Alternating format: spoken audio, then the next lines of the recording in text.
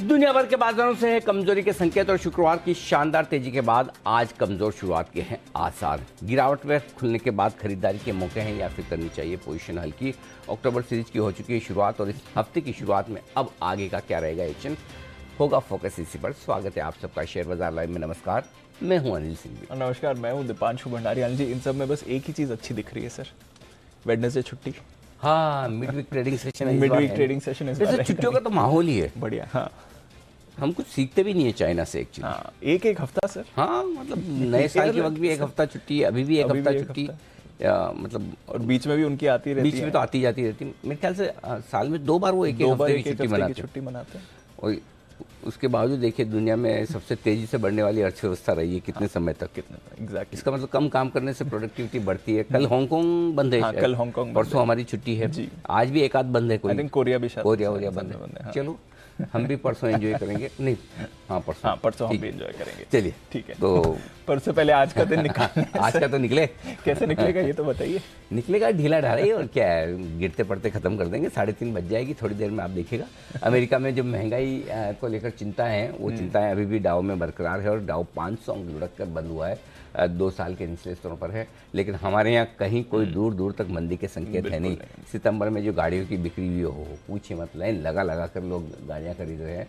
Natural gas के दाम 40% तेजी से बढ़े हैं, इसका असर भी आज देखने को मिलेगा। और वायदा कारोबार और कैश के सौदों का अब नेट सेटलमेंट होगा। जी बिजनेस की बड़ी और एक्सक्लूसिव खबर पर मुहर लगती हुई। चलिए, तो ये तो सिर्फ कुछ ही ट्रिगर्स है सर। एक्चुअली न्यूज़ हैवी काफ़ी वीकेंड रहा है। ग्लोबल मार्केट्स में देख लीजिए, इतनी सारी जम के खबरें आई हैं। हमारे बाजारों में स्टॉक स्पेसिफिक, मार्केट स्पेसिफिक इतनी सारी खबरें आई हैं, तो समझ में नहीं आ रहा कहाँ से करें शुरुआत। बट एक बार जो आज की स्क्रीन पर रिफ्लेक्ट हो रहा है सर, वो समझना चाहूँगा। क्योंकि जब हम बंद हुए थे तब तो डाउ फ्यूचर्स 250 ऑलमोस्ट 200 अंक ऊपर दिख रहे थे। हमारे बाजार इतने अच्छे मूड में थे, लग रहा है ग्लोबल बाउंस बैक आ सकता है। बट हुआ क्या ऐसा जो 500 अंक फिसला है डाउ सर? वही चिंताएं वही है, ले देकर वह महंगाई को लेकर चिंताएं बरकरार है, रिसेशन को लेकर चिंताएं बरकरार है। और पूरी तरह से अमेरिकी बाजार थोड़े से नर्वस हैं। सितंबर की तिमाही 20 साल की सबसे खराब, सितंबर का महीना 20 साल का सबसे खराब महीना रहा है 20 साल में। यानी 2002 में इतना खराब महीना था सितंबर का, उसके बाद अभी हुआ है। लगभग 9% डाउ फिसला है और S&P 500 9% घटा है सितंबर के महीने में। न सिर्फ सितंबर का महीना खराब रहा है बल्कि सितंबर की तिमाही भी लगातार तीसरी तिमाही ऐसी रही जब अमेरिकी बाजार नेगेटिव बंद हुए। अब भारतीय बाजारों को और अमेरिकी बाजारों को जो कोरिलेशन है उसके लिए सिर्फ एक ही चीज आपको बताना चाहता हूँ, जिसमें बड़ी इंटरेस्टिंग चीज है दीप की। सितंबर की ये वाली जो तिमाही है इसमें आप देखिए डाउ 0.7% नीचे घटकर बंद हुआ है। S&P 5.25% और नेस्डेक 4% घटा है। इसके विपरीत आप देखिए हमारे यहाँ सिचुएशन बहुत ही बढ़िया है। हम निफ्टी पर 8% बढ़े हैं और निफ्टी बैंक 15% बढ़ा है। सितंबर के महीने में भी हमारी हालत उतनी खराब नहीं, हम 3% ही निफ्टी पर घटे हैं और बैंक निफ्टी पर भी 3% घटे हैं, जबकि अमेरिका 9% घटा है। सो आप इससे अंदाजा लगा सकते हैं कि भारतीय बाजार कितने बेहतर और कितने मजबूत हैं। सो ओवरऑल हमारे बाजारों के लिए बहुत ज़्यादा दिक्कत की बात नहीं है, लेकिन अमेरिकी बाजारों का लगातार इस तरह से खराब होना हमारी तेजी पर ब्रेक तो लगाता है। अब देखिए जैसे फ्राइडे को बढ़िया मूड में हम बंद हुए, एकदम डे हाई के नज़दीक बंद हुए, ज़्यादा नीचे नहीं, 101 पॉइंट ऊपर से प्रॉफिट बुकिंग भले आई हो। बैंक निफ्टी तो आप अच्छी खासी मजबूती के साथ बंद हुए हैं। लेकिन अब अचानक से आप उम्मीद नहीं कर सकते कि जहाँ 150-200 पॉइंट डाउ फ्यूचर्स ऊपर दिख रहे हो वो 500 पॉइंट घट जाए। यानी कि 700 पॉइंट का एडजस्टमेंट तो आपको वो करना है। डाउ फ्यूचर ये तो ठीक है अभी फ्लैट हो गए, नहीं तो 100-125 पॉइंट वो भी नीचे था। तो 700-800 पॉइंट की गिरावट को एडजस्ट करना अपने आप में मुश्किल काम है। सो हम अपने दम पर बढ़ सकते हैं, लेकिन अगर डाउ साथ न दे तो टिकना हमारे लिए मुश्किल है, ये जरूर संकेत है। बाकी चिंताएं वहीं की वहीं हैं। देखिए डॉलर इंडेक्स 113 के आसपास है। जो अमेरिका के बॉन्ड यील्ड्स हैं वो वही 4% के आसपास चल ही रहे हैं। वहाँ 0.4%, 3.8% है 10 साल वाले। और बाकी आपका कच्चा तेल वही 87-88 डॉलर के आसपास है। ठीक है 85 के नीचे नहीं है, लेकिन 90 के ऊपर भी नहीं है। सो आई थिंक बाकी सब संकेत ठीक है दीप, लेकिन ग्लोबली थोड़ी सी चिंता की बात है, दिक्कत की बात है, और ढेर सारी खबरें भी ग्लोबल से आ रही हैं। एग्जैक्टली सर, उसी पर बात करनी, क्योंकि बहुत सारी खबरें आई। एक पहले फ्राइडे की कर लेते हैं, फिर जो ओवर द वीकेंड चल रहा था वो भी जानना चाहूंगा। पुतिन साहब का बयान आया, एज एक्सपेक्टेड वो 4 हिस्से उन्होंने अपने कह दिए, पर साथ में पुतिन साहब ने शांति प्रस्ताव रखा है जो यूक्रेन ने रिजेक्ट कर दिया। जरा ये समझाइए सर, ये क्या हुआ? ये तो मतलब ऐसा है कि मैं आपको कहूँ कि दीप आपको ये चीज़ करनी है और आप ये मान लो तो अपनी दोस्ती नहीं तो लड़ाई, हाँ। है ना। आपको मालूम है कि अगर आप वो मानेंगे नहीं, ठीक है, तो फिर वो तो उस शांति प्रस्ताव का कोई मतलब नहीं। देखिए पुतिन साहब ने कुछ अच्छा नहीं कहा, नहीं कहा। मतलब अगर हम ये सोच के बैठे थे कि कुछ अच्छा आ सकता है तो रशिया से कुछ अच्छा तो कुछ भी नहीं आया, क्योंकि उन्होंने कहा कि यूक्रेन का 15% इलाका उनका हो चुका है। अब उस पर कोई भी अमेरिका नेटो कुछ भी एक्शन लेने की कोशिश करेगा, इवन यूक्रेन लेने की कोशिश करेगा, तो ये माना जाए कि वो हम पर हमला कर रहे हैं। उन्होंने उसको अपना मान लिया।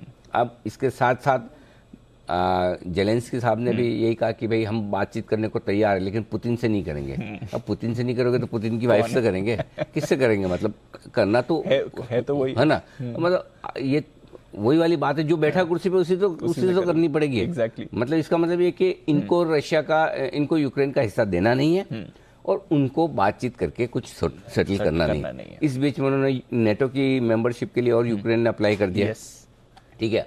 अमेरिका अपने हिसाब से जब तक स्टेटमेंट दे रहा है, तो जो एक उम्मीद थोड़ी बहुत भी अगर रही होगी लोगों में कि चलो ठीक है भाई, थोड़ा मामला सुलझ सकता है, कुछ अच्छी चीज़ें सुनने को मिल जाए, तो वैसा कुछ हुआ नहीं। सो आई थिंक इन सब में जो सबसे बड़ी दिक्कत की बात है वो सिर्फ और सिर्फ रशिया के लिए। तो कुछ नया तो आना नहीं वाला है, परेशानी तो वो बनी हुई है। वो परेशानी बनी है। रशिया के लिए सर्दियाँ निकालना मुश्किल पड़ेगा भाई। अगर ये मैं इस वीकेंड पे वो गैस लीक वाला भी देख रहा था, पढ़ रहा था, समझ ही नहीं आ रहा कहाँ से हो रहा है, क्यों हो रहा है। हाँ, मतलब कहाँ से गैस लीक वाला मामला, वो पाइपलाइन जो 3 जगह से लीक हो रही है, वो समझ में नहीं आता किस वजह से हो रही है, क्यों कर रहा है, कौन कर रहा है। सो आई थिंक दिक्कतें हैं ही, और ये दिक्कतें कम होती नहीं दिख रही। तो आई थिंक रशिया के फ्रंट पर कोई भी अच्छी खबर तो नहीं आई ना। तो आप ये कह सकते हैं और बुरी नहीं है, आप मानना चाहे, मैं तो ये मानता हूँ और बुरी है, अच्छी तो नहीं है। हाँ, और बुरी ही है। हाँ बुरी है, क्योंकि पुतिन साहब ने अनाउंस ही कर दिया ना, ये 15% यूक्रेन में रहा है, ठीक है, दिया बिल्कुल। और उन्होंने साफ बोल दिया कि हमको बात ही नहीं करनी, तो बात ही खत्म हो गई ना। फिर अब लंबा गया, अब वापस नेक्स्ट ट्रिगर कब आएगा पता नहीं वैसे। अब ये रहेगा हमारे साथ। अच्छा, एक और चीज आई है सर ओवर द वीकेंड, ये तो चली रही थी, क्रेडिट स्विस के हेल्थ पर काफ़ी सवाल उठ रहे हैं। स्टॉक उनका वैसे भी रिकॉर्ड लो पर है, काफ़ी वहाँ पर हो रहा है, और उसके साथ साथ डॉइश बैंक की बात भी चल रही है। बाकी भी कह रहे हैं कि ये यूरोप के बैंक्स बहुत अनहेल्दी हैं, और यूके की पेंशन से तो आपको सिर्फ पता चल रहा है अभी, नहीं तो ये बात काफ़ी समय से है, छुपी हुई थी, अब सामने आई है। पहली बार है ना दीप, इन खबरों के दम पर ऐसा लग रहा है कि वाकई में दुनिया में रिसेशन वाली चीज़ें आ रही है अमेरिका में। अब लग रहा है क्योंकि आज तक है ना, रिसेशन के वक्त नौकरियां नहीं होती, बड़ी बड़ी कंपनियां बस्ट होती, पुराने 50, 100, 125, 150 साल वाले बैंकर्स जो हैं वो डूब जाते हैं, है ना। Top class once upon a time blue chip कंपनियां जो होती थी वो बस्ट हो जाती है। ये सारी चीजें होती है जो अब तक अमेरिका में दिखी नहीं। ये फर्स्ट टाइम अमेरिका में ये संकेत आ रहा है। नो डाउट क्रेडिट स्विस की प्रॉब्लम कोई आज की नहीं है, 4-5 सालों से क्रेडिट स्विस की सेहत पर हमेशा सवाल उठते आए हैं। $30-35 वाला स्टॉक $3-4 पे आके रुक गया है, ठीक है, वहाँ आ गया। हालांकि बैंक का मैनेजमेंट संभालने की कोशिश कर रहा है कि शेयर के दाम उनकी सही स्थिति को नहीं दिखाते हैं। सही बात है, उनकी सही स्थिति को नहीं, उनका फ्यूचर दिखाते हैं। शेयर के दाम हमेशा फ्यूचर दिखाते हैं, पास्ट और प्रेजेंट नहीं दिखाते। यही तो प्रॉब्लम है शेयर के दामों में। सो अब क्या सही होगा, शेयर के दाम ठीक हो जाएंगे या क्रेडिट स्विस की हालत खराब होगी, ये देखने वाली बात है। लेकिन क्रेडिट स्विस साथ में डॉइश बैंक का भी नाम आ रहा है। आई डोंट नो कितनी सही है कितने गलत है, ये हमारी समझ के बाहर की चीज़ें। लेकिन मैं सिर्फ ये कहना चाहता हूँ कि 2008 में भी ऐसा हुआ था, उससे पहले भी हमेशा ऐसा हुआ। जब कभी भी मार्केट बहुत ख़राब होते हैं और इस तरह के 2-4 बड़े फेलियर होते हैं तो वहाँ जाकर बॉटम बनता है। अब यहाँ फेलियर हुआ नहीं, फेलियर होने की खबरें आ रही है। Correct sir. हाँ, अगर इनमें से कोई 1-2 बैंक फेल हो जाते हैं तो शायद वहाँ पर आपको कंफर्ट आ जाएगा कि भाई फाइनेंशियल मार्केट बड़ा बुरे हाल में है, कंपनियां और बैंक बंद हो रहे हैं, और वहाँ से फिर आपको बॉटम बनने के संकेत आते हैं। तो डेवलपमेंट है, नज़र रखनी पड़ेगी, क्योंकि क्रेडिट स्विस, डॉइश ऐसे हैं जो दुनिया भर में अपनी गहरी पकड़ रखते हैं, वजन रखते हैं, फैले हुए हैं। सो इनका अगर कहीं किसी तरह से मुसीबत में आना दुनिया भर के फाइनेंशियल मार्केट के लिए ठीक नहीं है, वो रिस्क है। सो ये बड़ी खबर है जो वापस वीकेंड पर एक वो आती हुई डर या जो कंटेजन की बात होती है वो फिर फैल सकता है। वो फैलता है, मतलब एक के फेल होने का असर दूसरे पर जो फैलता है वो हमेशा ही होता है। वो तो ये ना बिगड़े ना और खराब हो तो ठीक है, लेकिन हुआ तो तकलीफ की बात है। अच्छा चल, आपने क्योंकि रिसेशन की बात करी है, फाइनली लग रहा है दुनिया भर में, लग रहा है सर हमारे बाजार में ऑलरेडी हम हाईलाइट कर चुके हैं, फेस्टिव डिमांड है, कंजम्पशन डिमांड है, होटल्स बुकड हैं, एयरपोर्ट्स बुकड हैं, एयरलाइंस बुकड हैं। जो ऑटो सेल्स के नंबर्स आ रहे हैं सर, रिकॉर्ड बिक्री के आंकड़े सितंबर में आए हैं। मतलब ऐसा तो कभी नहीं देखा था, एटलीस्ट पिछले 10 साल में तो ऐसे नंबर्स नहीं देखे थे। ये डिमांड कहाँ से आ रही है इतनी ज्यादा?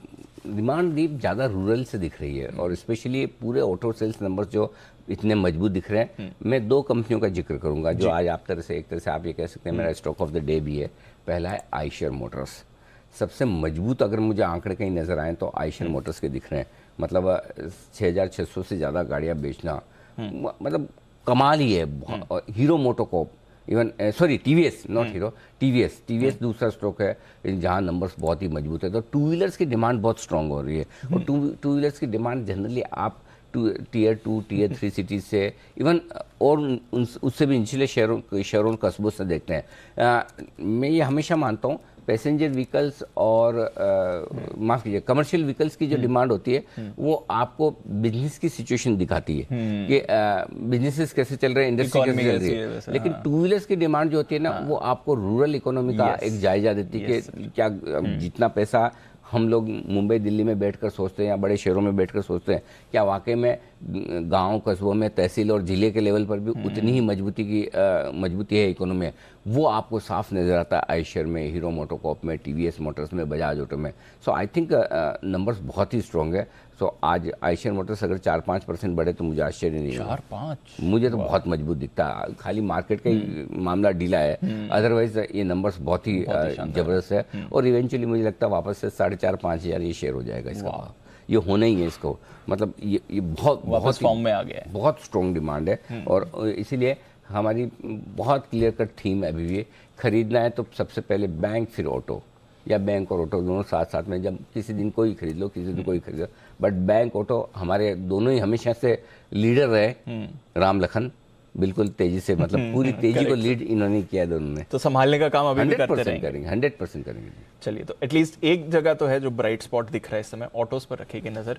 पर उसके सामने सर गैस के दाम बढ़कर आए हैं। अब कल पिछले हफ्ते चल रही थी खबर कि शायद बढ़ेंगे, नहीं बढ़ेंगे, बढ़े हैं, ये एक्सपेक्टेड था 40%। अब 2 चीजें दी। पहली चीज तो ये कि काफी लोग ये मानकर चल रहे थे कि बढ़ेंगे नहीं, फैसला ही नहीं होगा। क्योंकि बार बार अटक जाता है, रुक जाता है, टाल दिया जाता है। तो जिन लोगों को ये लग रहा था कि फैसला ही नहीं होगा, जो फैसला हो गया उन्हें लगेगा कि ये तो बड़ा खराब है।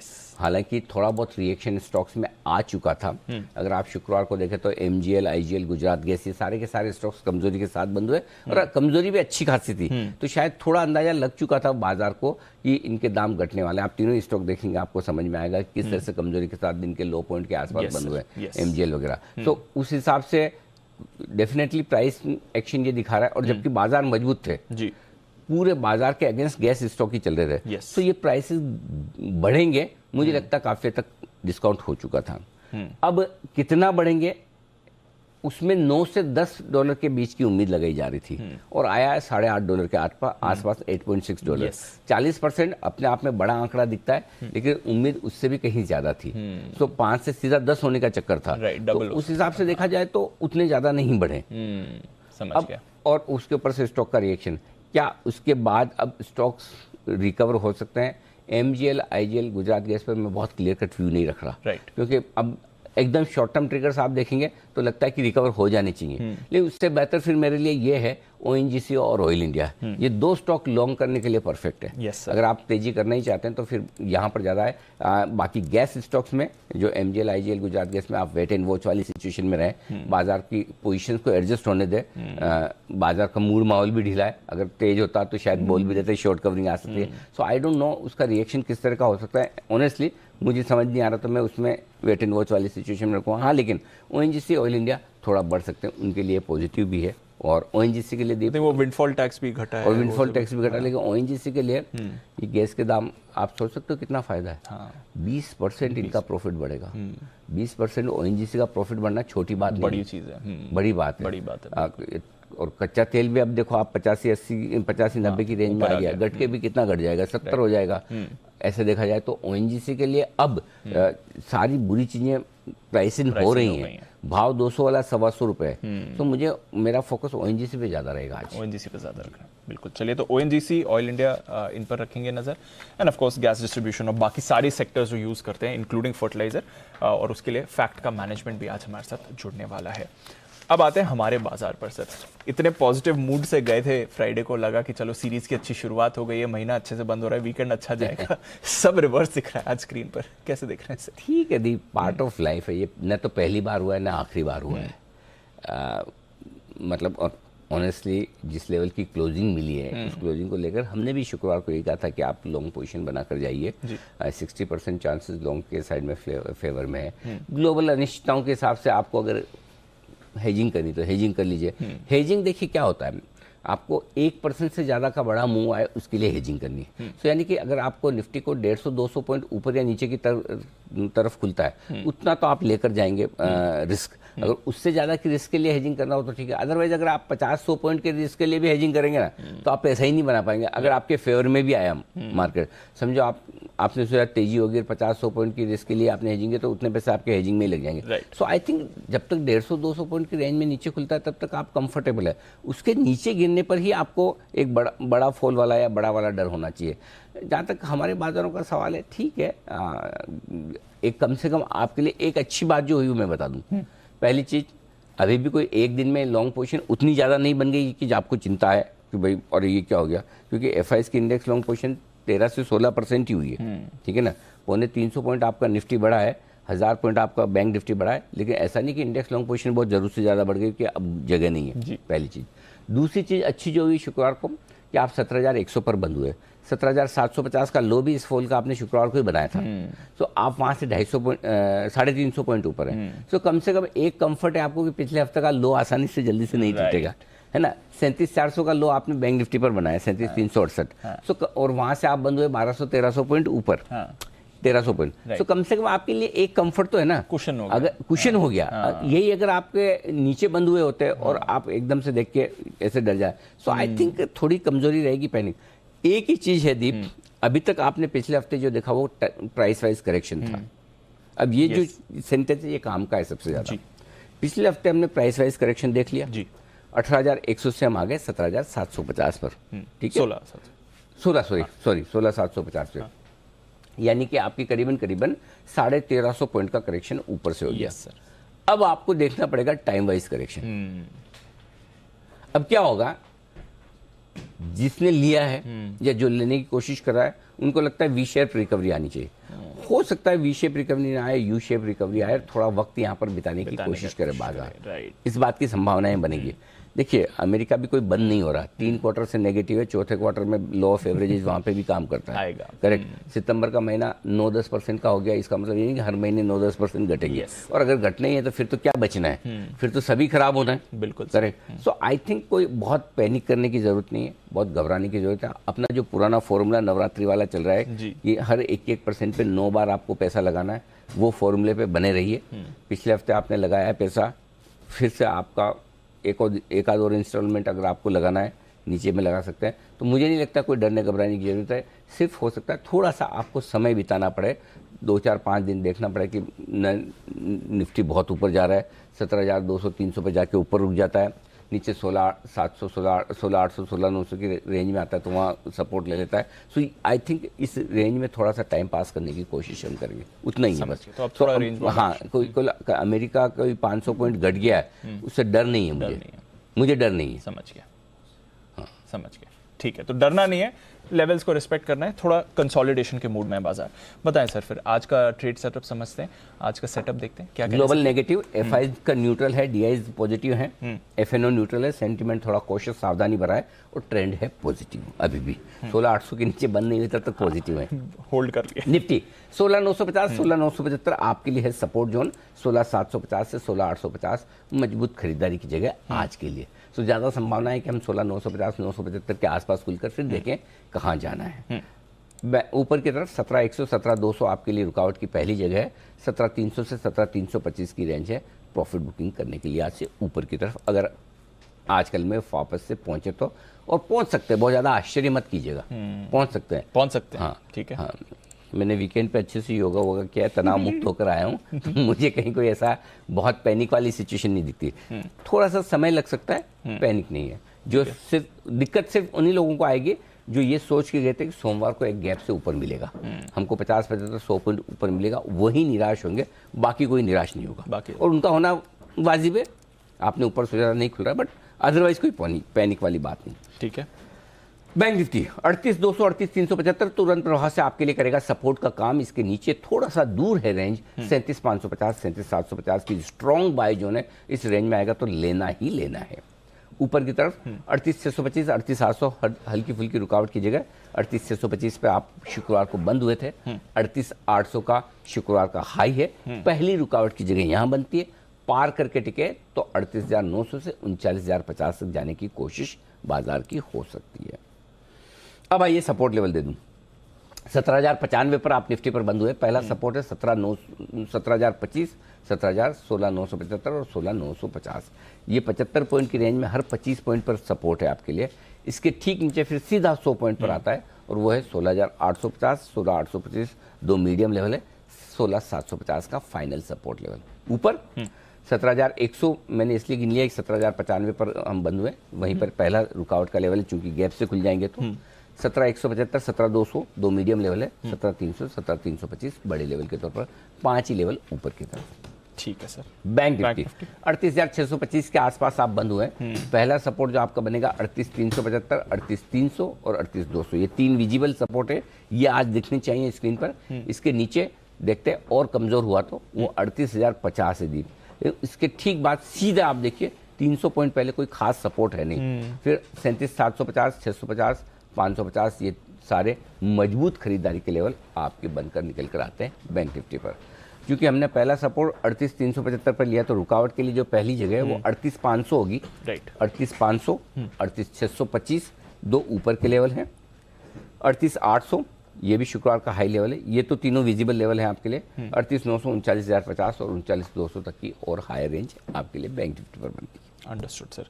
थोड़ी एफआईएस की पोजीशनिंग पीसीआर बढ़ा 13 से 16% बढ़ा है, जिस तरह की तेजी है उसके सामने 3% बढ़ना कोई खास बात नहीं है, और वो भी 16 से 13 हुआ, 13 से 16 हुआ है। पुटकॉल रेशियो जरूर 20 बेसिस पॉइंट बढ़ा है और निफ्टी में भी और बैंक निफ्टी में भी, तो ये थोड़ा सा हायर साइड पर है लेकिन ओवरबोट नहीं है। विक्स 6% घट कर आया है, जो आज थोड़ा बढ़ ही जाएगा, कोई खास बात है नहीं। ठीक है सर। आते हैं फिर मौजूदा पोजीशन। स्टॉप लॉस जो मैंने दिए दीप आपको वो एडजस्ट करके दी है जी। जो भी गैप डाउन होने की चांस है उसको एडजस्ट करके, तो शुक्रवार के लोस पर रखेंगे stop loss. Intraday stop loss 16,725 का, 16,747 का हमने लो बनाया था शुक्रवार को, तो 25 एक पॉइंट नीचे 16,725। क्लोजिंग हमें 16,800 के नीचे की मिली नहीं इस पूरे फॉल में, 16,800 अपना क्लोजिंग स्टॉप लॉस। शुक्रवार को भी यही बात करते हैं, 16,800 के नीचे नहीं बंद हो रहे तब तक ठीक है। 16,800 17,000 अपना 200 पॉइंट का रेंज है, आखिर सपोर्ट बंद होने के हिसाब से नहीं हो रहे, वही रखना है। ठीक है। बैंक निफ्टी थोड़ा छोटा रखा है दीप इसमें, क्योंकि बैंक निफ्टी में तेजी थोड़ी ज्यादा बनी थी। इंट्राडे स्टॉप लॉस गैप से खुलने के बाद 38,000 होना चाहिए और क्लोजिंग स्टॉप लॉस होगा आपका 38,350। अब ऐसे आप देखोगे तो बहुत दूर का निकल के आता है 37,650 550 के आसपास। तो इतना दूर का रखने का कोई मतलब नहीं, इसलिए इंट्राडे का स्टॉप लॉस 38,000 है लॉन्ग पोजीशन का बैंक निफ्टी का, और क्लोजिंग 38,350। ये 38,350 रहेगा, 37,350 नहीं, इसको थोड़ा चेंज कर ले 38,350। आइए शॉर्ट पोजीशन। शुक्रवार का हाई 17,200 बस वही है। Intraday stop loss closing stop loss दोनों सेम। ठीक है। बैंक निफ्टी 38,815 का हाई बनाया था, उसके ऊपर 38,850 कर दो, ये intraday same. Got it sir. नई पोजीशंस खरीदे निफ्टी 16,750 16,850 की रेंज में आए, अगर आज घूम फिर के पक्का इस रेंज में टुकड़ों में खरीदिए, 850 से शुरू हो जाइए, 750 तक लीजिए, दिल खोल के लीजिए, चिंता नहीं करना, लेना है वहां पर आए तो। 16,700 का स्टॉप लॉस होगा, 16,950 975 17,000 17,025 ये 4 छोटे टारगेट हैं। 17,100 17,175 और 17,200 तक की यात्रा करेंगे, ये ऊपर के लेवल। 300 325 बाद के लेवल होते हैं जो आज के लिए नहीं, क्योंकि आप खरीद भी तो बहुत नीचे रहे हैं, बेचना है। अब पॉइंट ये कि बड़े गैप से खुले तो बेचेंगे क्या, तो एक तो तरीका ये होता है कि आप 17,200 के स्टॉप लॉस से बेच दो, जो शुक्रवार का है ये, दूसरा ये कि 17,100 17,200 की रेंज में वापस रिकवरी करके मार्केट ऊपर आए तो 17,100 में थोड़ा बेचिए, 175 पे थोड़ा बेचिए, राइट, यहाँ पर बेचिए 17,325 के स्टॉप लॉस के साथ। ठीक है, टारगेट जो बनेंगे 17,025, 17,016, 975, 16,950, ये 75 पॉइंट की रेंज सपोर्ट है ही। फिर 16,850, 16,825 दो छोटे मीडियम लेवल, 16,750 तक के फाइनल लेवल के लिए ऊपर में बिकवाली भी करे। बड़े गैप से नहीं खुला तो फिर वहाँ देखेंगे, समझिए आपको 17,025-50 मिल गया ओपनिंग में ही, 17,000 के ऊपर खुल गए तो वहाँ पर शॉर्ट करने का सोचेंगे, 9:08 पर डिसाइड करेंगे, अभी नहीं। ठीक है, एक बार खुला अगर गैप से नहीं खुला तो ठीक है। बैंक निफ्टी बैंक निफ्टी खरीदना है दीप 37,550, 37,750 परफेक्ट जगह है, यहाँ आएगा तो लेना ही है। ठीक है, 37,350 शुक्रवार का लो 37,400 के आसपास का है, वहीं पर स्टॉप लॉस लगाना है 37,350। ठीक है, 37,950, 38,050 दो छोटे लेवल है, 38,200, 38,275, 38,350 मीडियम लेवल और 38,500 का फाइनल लेवल है। ठीक है, अब आपको एक बहुत इंटरेस्टिंग स्ट्रेटजी दे रहा हूँ, हाई रिस्क हाई रिटर्न वाली है। अगर डाउ वाउ सुधर गया, ज़्यादा नहीं गिरा कुछ रहेगा, तो आपके लिए खरीदने का बढ़िया जगह बनता है 38,200 से 38,375। 375 पे लीजिए, 300 पे लीजिए, 200 पे लीजिए, गॉट इट। ठीक है, 3 टुकड़ों में लीजिए, लेकिन स्ट्रिक्ट स्टॉप लॉस 38,100 का। ठीक है, कट जाए तो जाने दीजिए, ओके, और या इसके नीचे खुले तो नहीं लेना है, अग्रेसिव ट्रेडर्स के लिए। क्योंकि अगर रुकना है पहली जगह, कम गिरावट में रुकना है बैंक निफ्टी को तो यहीं रुकेगा, Right. 38,200 से 38,375। Got it. और ज़्यादा गिरावट में रुकना है तो 37,550 से 37,750, तो गैप बहुत ज़्यादा है। 38,200 से सीधा 37,750, करीबन 450-500 गया तो फिर जाएगा नीचे। हाँ, मतलब बीच में रुक सकता है कहीं, लेकिन मेरे लिए ढंग की जगह कहीं है नहीं जहाँ खरीदारी करने की सोचें। समझ गया। तो इसलिए अपने लेना तो यहीं पर स्ट्रिक्ट स्टॉप लॉस होगा। टारगेट जो बनेगा 38,500, 625 और 800, तीन छोटे टारगेट।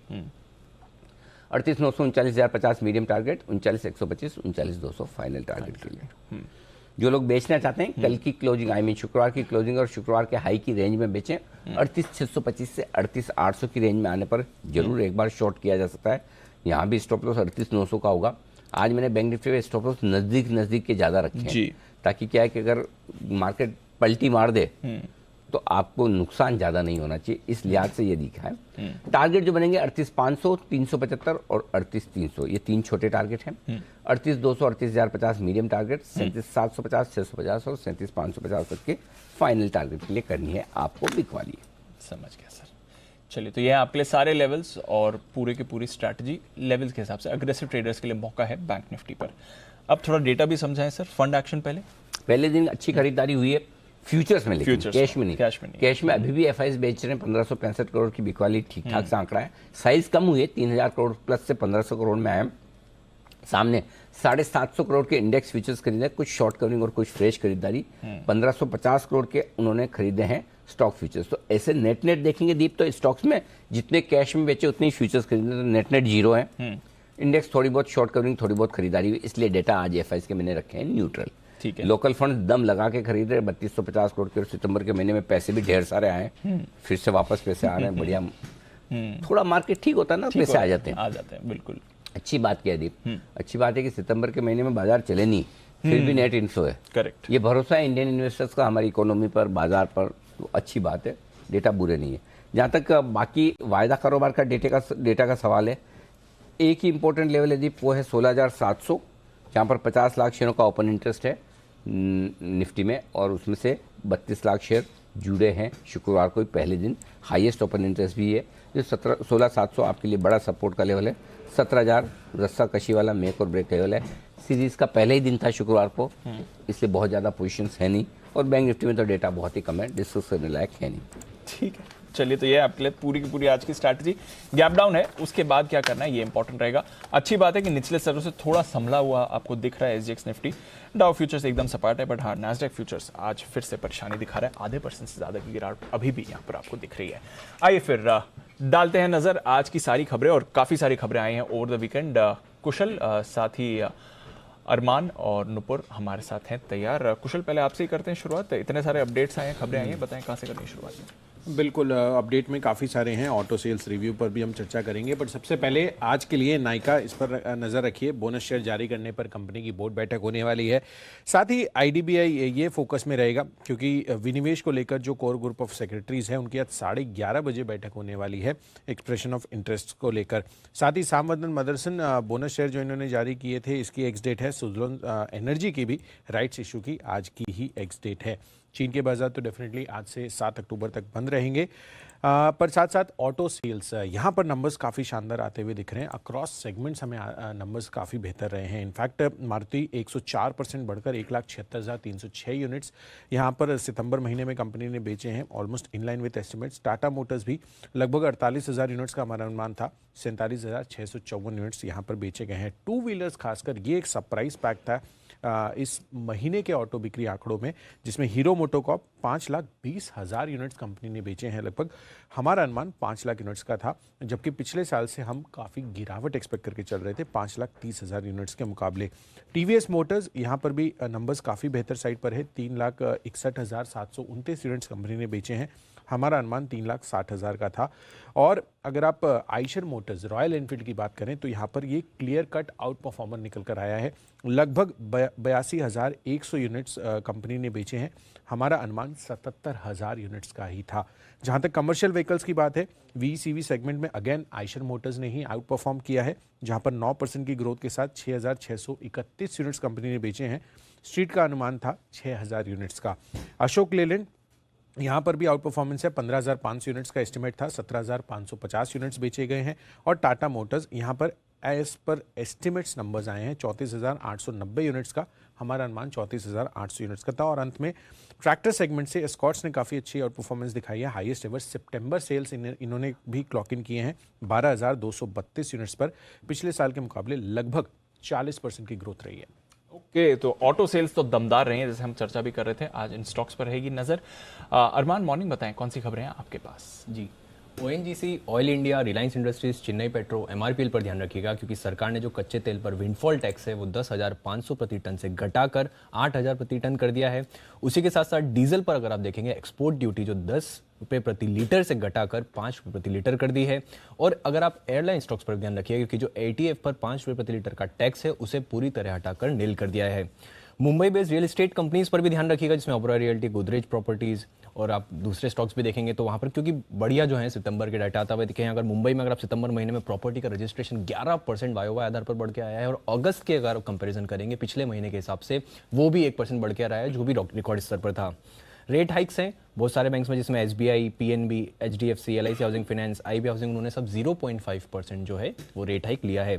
फेडरल बैंक और काफ़ी सारे बैंक्स के Q2 के अपडेट आते हुए दिखे हैं, जिसमें फेडरल बैंक कासा डिपॉजिट अगर आप देखेंगे तो लगभग 11% बढ़कर आता हुआ दिखा है। वहीं अगर बैंक के ग्रॉस एडवांसेस देखेंगे वो लगभग 20% बढ़कर आते हुए दिखे हैं।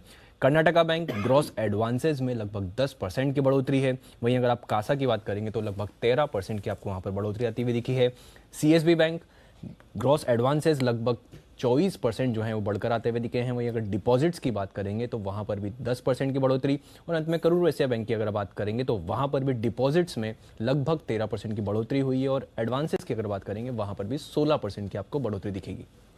ओके, तो ये है आपके लिए और कुछ अपडेट्स जो आते हुए दिखे हैं। नुपुर, मॉर्निंग बताएं कौन सी खबरें हैं आपके पास? Good morning. काफ़ी सारे सेक्टर्स आज फोकस में रहने वाले हैं। सबसे पहले टेलीकॉम स्पेस पे नज़र रखिए, क्योंकि 1 तारीख से जो 5G सेवा है वो लॉन्च हो चुकी है। पहले फेज़ में दिल्ली, मुंबई समेत 13 शहरों में ये सुविधा उपलब्ध होगी। ज्वेलरी स्टॉक्स भी आज फोकस में रहने वाले हैं। टाइटन, कल्याण ज्वेलर्स जैसे स्टॉक, क्योंकि सरकार ने सोने और चांदी पर बेस इम्पोर्ट प्राइस घटाने का फैसला लिया है। FMCG स्टॉक्स भी आज फोकस में रहने वाले, क्योंकि सरकार ने क्रूड पाम ऑयल पर बेस इंपोर्ट प्राइस घटाने का फैसला लिया है। साथ ही साथ इंडोनेशिया के जो क्रूड पाम ऑयल एक्सपोर्ट है उस पर टैक्स घटाया। तो काफ़ी पॉजिटिव न्यूज़ आती दिख रही है इन सब सेक्टर्स के लिए।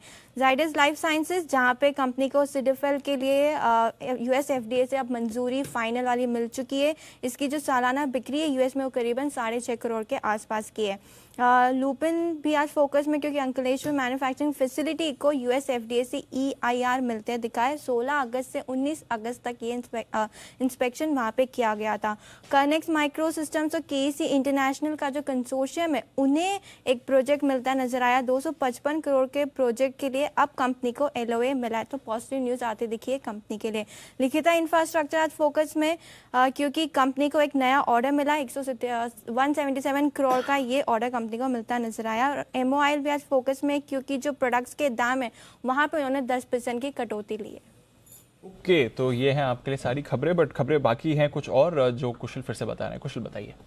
देखिए, ऑटो सेल्स के साथ साथ यहाँ पर एक ऑटो सेल से जुड़ी हुई और एक खबर है जिस वजह से फोकस में रहेंगे, जहाँ पर परिवहन मंत्रालय ने ये ड्राफ्ट नोटिफिकेशन जारी किया है 3 पॉइंट सीट बेल्ट और अलार्म को लेकर, जिसके तहत 1 अप्रैल 2023 से ये नियम लागू हो सकते हैं। साथ ही दिल्ली सरकार ने भी पुराने वाहनों को स्क्रैप के बाद जो भी अगर आप नए व्हीकल्स खरीदते हैं तो उस पर रोड टैक्स में छूट को मंजूरी दे दी है। तो अच्छी खबर है ओवरऑल ऑटो स्पेस के हिसाब से। ब्राइटकॉम ग्रुप यहाँ पर फोकस रखिए। कंपनी ने नॉन प्रोमोटर को 3 लाख शेयर माफ कीजिए 6 लाख शेयर अलॉट किए हैं ₹2 प्रति शेयर के भाव पर। तो ये एक अपडेट है ब्राइटकॉम ग्रुप के लिए। साथ ही शेयर होल्डिंग एक्शन हुए हैं, जिसमें प्रमोटर एक्शन गति लिमिटेड में हुआ है, जहां पर प्रमोटर जुबिली कमर्शियल्स ने 1 लाख शेयर बेचे हैं। हिस्सेदारी इनकी घटी है। ओपन मार्केट के जरिए ट्रांजैक्शन किया गया था। पटेल इंजीनियरिंग यहाँ पर भी प्रमोटर राहित्य कंस्ट्रक्शंस ने 75 लाख, इक्विटी में देखेंगे तो 1.45% स्टेक अपना बेचा है। मन्नापुरम फाइनेंस यहाँ पर भी प्रमोटर ने 3 लाख शेयरों की खरीदारी की है, तो ओपन मार्केट के जरिए हिस्सा खरीदा गया है, तो ये इनके लिए एक पॉजिटिव न्यूज़ है। साथ ही रॉयल ऑर्किड होटल्स यहाँ पर 2 प्रमोटर्स ने अपनी हिस्सेदारी बेची है और लगभग एक प्रमोटर ने 1.26% हिस्सेदारी बेची है और दूसरे प्रमोटर ने भी लगभग 0.36% स्टेक यहाँ पर बेचा है। और अंत में JSW एनर्जी, जहाँ पर CEO प्रशांत जैन ने लगभग 15.25 लाख शेयरों की बिकवाली की है और ये BSE पर ब्लॉक डील के जरिए ये बिकवाली की गई थी। ओके, तो ये हैं आपके लिए ढेरों खबरें जो आज रही हैं, बट आइए एक बार अब नजर डालते हैं ब्रोकरेज एक्शन पर भी FIR में।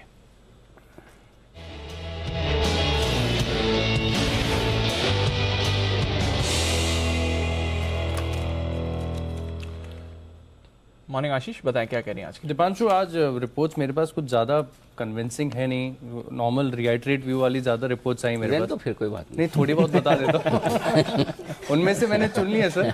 हमारे पास वैसे बहुत काम है आज तो सब। बताइए सर। रिलायंस इंडस्ट्रीज यहाँ पर जेफरीज की तरफ से रिपोर्ट आई है, खरीदारी किराए को बरकरार रखा है, 20 रुपए से लक्ष्य को बढ़ा दिया, 3080 से बढ़ाकर 3100 कर दिया है। गेल पर होल्ड की राय दे रहे, लेकिन लक्ष्य काटा है, 87 से सीधे घटाकर 80 कर दिया है, 87 की क्लोजिंग चल रही है।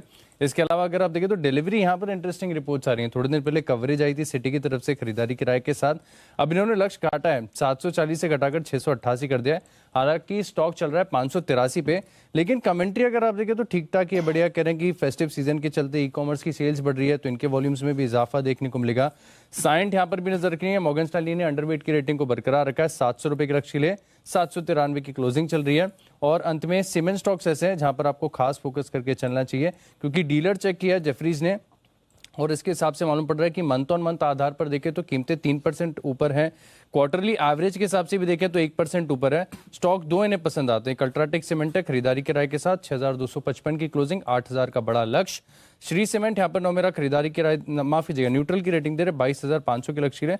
और सर अंत में IGL यहाँ पर भी जेफरीज की तरफ से रिपोर्ट आई है, जहां पर लक्ष्य 450 से बढ़ाकर 455 कर दिया है, 357 की क्लोजिंग है। चलिए, तो ये हैं सारी की सारी रिपोर्ट्स जिन पर आज दिखेगा आपको एक्शन। बढ़ाते हैं एक्शन को आगे। वक्त है हमारे सभी एक्सपर्ट से मुलाकात करने का। सोमवार की सुबह तैयार हैं पिक ऑफ द वीक के साथ।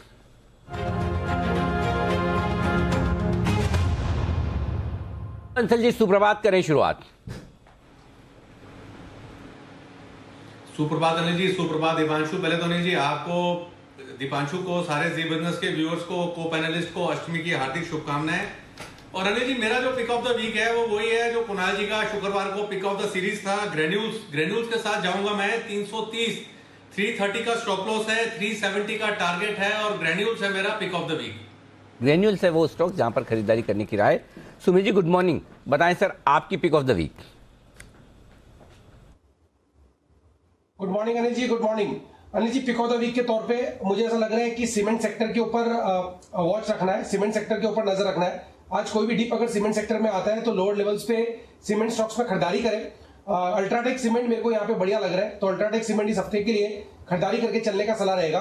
6250 के आसपास का क्लोजिंग था, तो कोई भी 25-30 रुपए का डीप आता है तो लोअर लेवल्स पर खरीदारी करें। स्टॉक के अंदर जो नीचे में सपोर्ट बनेगा 6140 का बनेगा, 6140 का स्टॉप लॉस लगा के अल्ट्राटेक सीमेंट में खरीदारी करके चलने का सलाह रहेगा। ऊपर में जो टारगेट बनेगा 6350 का पहला टारगेट बनेगा, 6400 का दूसरा टारगेट बनेगा। तो 6400 के टारगेट्स के लिए अल्ट्राटेक सीमेंट में खरीदारी करें 6140 के स्टॉप लॉस से।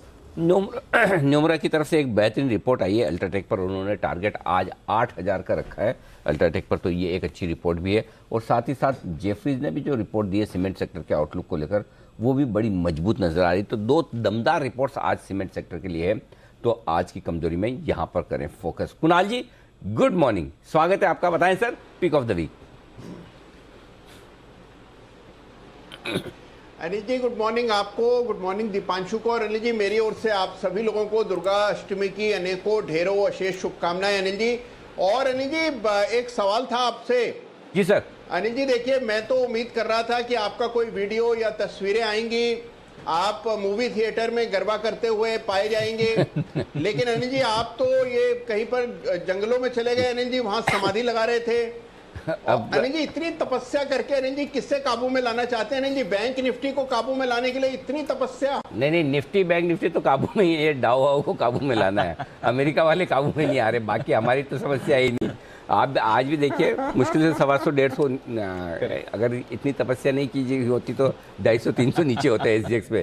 तो बस ये थोड़े सुधर जाए बाहर वाले, बाकी हमारे यहाँ सब कुछ बढ़िया है, बहुत फर्स्ट क्लास है।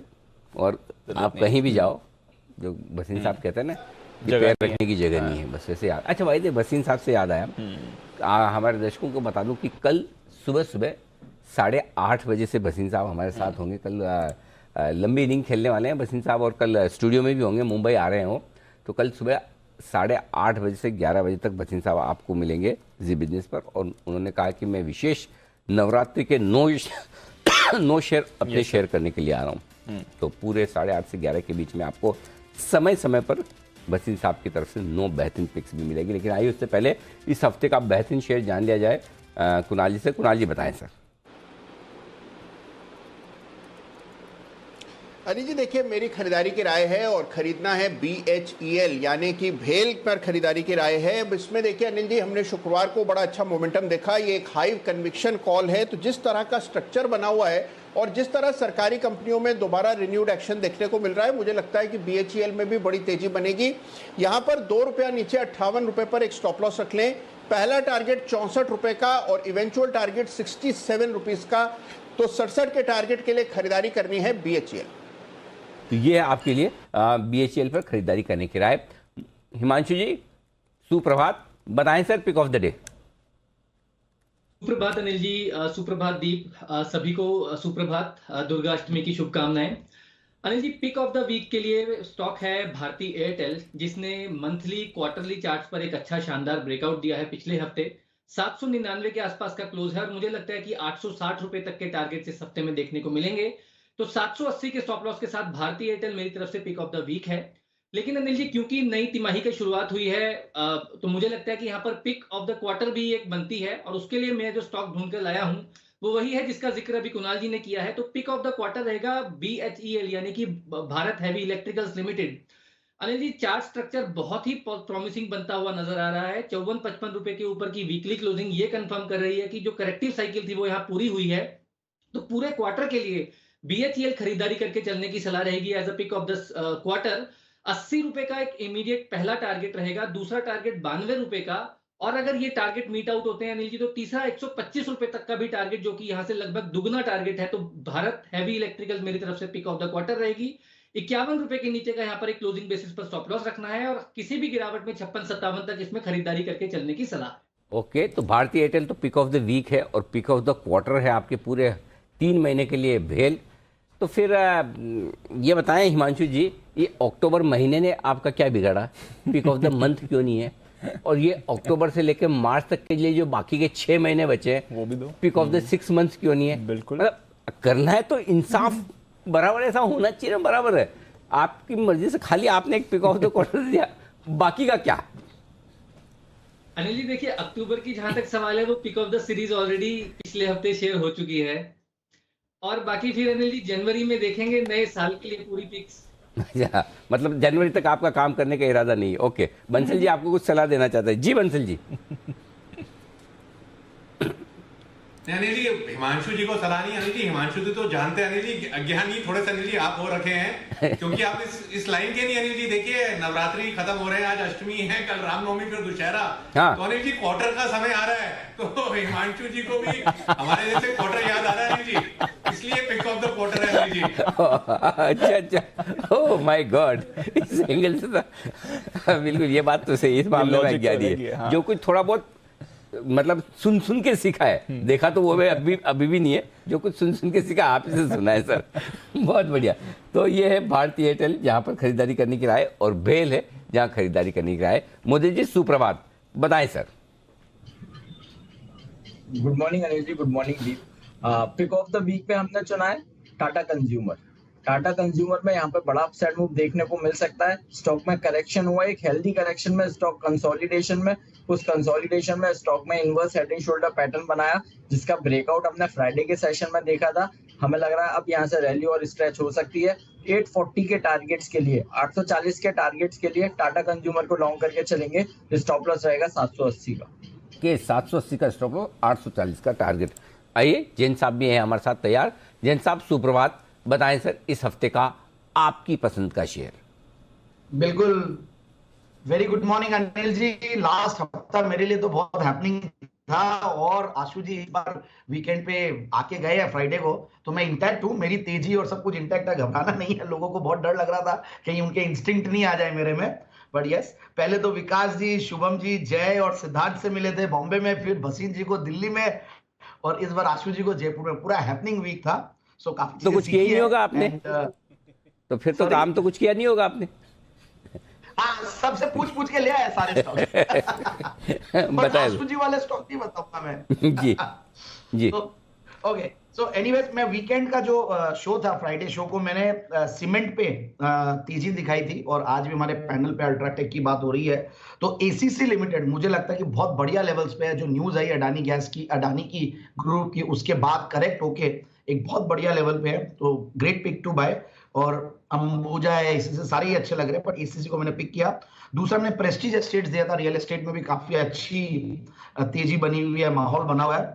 And last but not the least, जो लॉन्ग टर्म पिक है वो था इंड्योरेंस टेक्नोलॉजीज। रीजन बीइंग, देखिए आप किस तरीके से टू व्हीलर्स की सेल्स और ओवरऑल फोर व्हीलर्स और सारे ऑटो नंबर्स आए हैं, तो it is one of the largest auto ancillary companies in the country. तो इंड्योरेंस टेक्नोलॉजी पे ध्यान दें। तो ये 3 स्टॉक हो गए लास्ट वीक वाले वीकेंड शो पे जो दिया था। और अब जो मैं main pick of the week है मेरा, वो है कार्बोरेंडम यूनिवर्सल लिमिटेड। इस स्टॉक पे ध्यान देना चाहिए। और जो अब दूसरे स्टॉक्स है, एक मारुति मुझे हमेशा से बहुत पसंद आ रहा है, पिछले कुछ महीनों में मैंने काफी बार जिक्र किया है, और ऑटो नंबर्स की वजह से मिलेगा ही benefit. Gabriel India, again auto ancillary का एक दिग्गज प्लेयर। Redington India 5G series launch हुई है, तो सर्टेनली ये एक बेनिफिशियरी रहता है उस चीज का भी इनडायरेक्टली। और ल्यूपिन, जो कि नेगेटिव न्यूज की वजह से करेक्टेड था, बट अभी भी लगता है कि बहुत करेक्टेड हो चुका है, तो ल्यूपिन पे ध्यान देना चाहिए। तो कुछ ऑटो काउंटर्स जहां पर आपको रखनी है नजर, क्योंकि ऑटो सेल्स दमदार आपको आती हुई दिखी है। तो मारुति पर जैन साहब नजर रख ही रहे हैं, बट गैब्रियल भी आपके रेडार पर रहना चाहिए। और भी कुछ ऑटो काउंटर्स हैं जो आपको फोकस में आते हुए दिखेंगे। टाटा मोटर्स 85% सेल्स बढ़ी हैं, बट थोड़ा अनुमान या ऑलमोस्ट अनुमान मुताबिक आप कह सकते हैं उतनी शानदार नहीं रही हैं जितनी शायद बाकी ऑटो कंपनीज ने आपने आती हुई देखी है। हिमांशु जी, टाटा मोटर्स के चार्ट पर क्या राय है सर? दीपांशु, देखिए टाटा मोटर्स का चार्ट अगर मैं वीकली या मंथली टाइम फ्रेम में देखता हूं, तो एक ब्रॉडर कंसोलिडेशन यहां पर काफी समय से बनते हुए नजर आ रही है। और हमने देखा कि रिपीटेड इंस्टेंसेस में 475 480 का रेंज नहीं निकल पाता, लेकिन ऑन द लोअर साइड 370 380 के आसपास हर बार एक अच्छा सपोर्ट भी देखने को मिलता है। तो फिलहाल मुझे लगता है कि शायद ये कंसोलिडेशन एक्सटेंड होती हुई नजर आ सकती है, लेकिन अगर ये लोअर एंड पर 380 रुपए के नीचे की क्लोजिंग देता है, तो शायद यहाँ पर थोड़ी सी नियर टर्म में एक वीकनेस बनती हुई नजर आ सकती है, और स्टॉक 350 रुपए के लेवल की तरफ जाता हुआ नजर आ सकता है। तो फिलहाल ब्रॉडली एक साइडवेज कंसोलिडेशन में चार्ट स्ट्रक्चर है। फ्रेश खरीदारी या बिकवाली की सलाह फिलहाल नहीं है। ओके, तो फ्रेश बिक वाली या खरीदारी की राय नहीं रहेगी जहां तक टाटा मोटर्स का सवाल है। Pre open HDFC limited 22 lakh shares के कई सौदे आपको होते हुए दिखे हैं, इस पर भी रखें नजर। ऑफ कोर्स फ्राइडे को काफी एक्टिव था। आईटीसी में 38 लाख शेयर्स के आपको सौदे होते हुए दिख रहे हैं। तो दिग्गज नेम्स में कुछ बड़े बड़े सौदे प्री ओपन विंडो में आपको इस समय होते हुए दिख रहे हैं। ऑटो सेल्स पर ही वापस आते हैं। एस्कॉर्ट्स, मुद्दे जी इसकी चार्ट्स पर जरा राय दें। हाईएस्ट एवर सितंबर सेल्स या हाईएस्ट एवर मंथली सेल्स सितंबर की इन्होंने दिखाई है। अच्छा आंकड़ा रहा था। फ्राइडे को ये स्टॉक भी काफी एक्टिव था। इंपॉर्टेंट लेवल्स क्या रहेंगे मुद्दे जी? दीप, यहाँ से अभी और तेजी नजर आती है। स्टॉक में सपोर्ट लिया 1950, वहां पर ऑलमोस्ट डबल बॉटम बनाने के बाद स्टॉक में बढ़िया बाउंस बैक दिखा रहा है। अभी यहाँ से और तेजी स्ट्रेच होगी। सबसे पहले 2170 पहला टारगेट बनेगा, वो भी निकालता है तो 2200 तक के अपसाइड मूव एस्कॉर्ट्स में नजर आते हैं। यहाँ पर भी खरीदारी करके चल सकते हैं। कोई डिप आता है, डिप में भी खरीदारी करेंगे। 2100 तक के लेवल्स पर खरीदारी करके चलने की सलाह देंगे। 2170 से 2200 के टारगेट्स के लिए स्टॉप लॉस रहेगा 2070 का। ओके, तो ये है आपके लिए राय एस्कॉर्ट्स क्यूबटा पर। जय ठक्कर भी हमारे साथ है कार्यक्रम में तैयार। जय, गुड मॉर्निंग, बताएं आपका pick of the week. Very good morning to you Anil ji and good morning to you Deepanshu. Anil ji, मेरा जो पिक ऑफ द वीक है वो फार्मा सेक्टर में से है। फार्मा इंडेक्स में इनफैक्ट लास्ट ट्रेडिंग वीक में देखे तो बहुत ही बढ़िया प्राइस एक्शन देखने मिला है एंड इसके कारण काफी अच्छी तरह से फार्मा इंडेक्स ने 13,000 के लेवल्स के एक दफे निकला भी था एंड विद दैट मुझे ऐसा लग रहा है कि short to medium term trend overall pharma में पॉजिटिव होना चाहिए। सो आज के ट्रेडिंग सेशन में if at all there is any dip then it should be utilise as a buying opportunity. और जो स्टॉक मैंने चुना है जी वो है डीवीज लैब्स।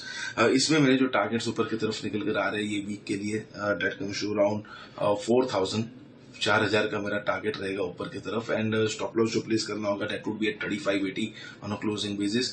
मुझे ऐसा लग रहा है कि डीवीज लैब्स में आपको एक अच्छा मूव देखने मिल सकता है जो हिसाब से इसके short to medium term indicators में भी एक रिवर्सल देखने मिला है। तो फार्मा सेक्टर पर और डीवीज लैब पर फोकस किया जा सकता है।